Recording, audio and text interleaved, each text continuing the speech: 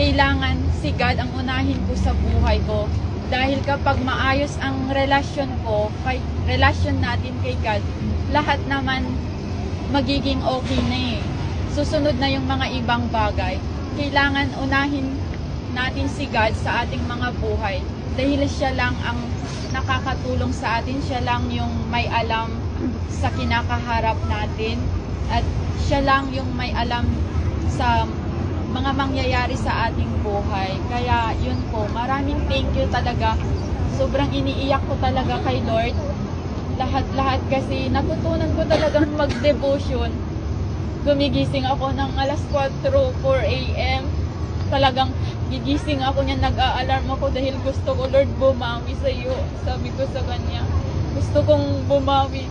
Kasi simula naman bata ako, nag-church na ako. Pero wala pala akong maayos na relasyon kay Lord. Kaya sabi ko, itong year na 2024 na to, sabi ko, mag-i-start na ako na susunod sa iyo, sabi ko sa kanya. Na uunahin na talaga kita. Na kung ano yung will mo sa buhay ko,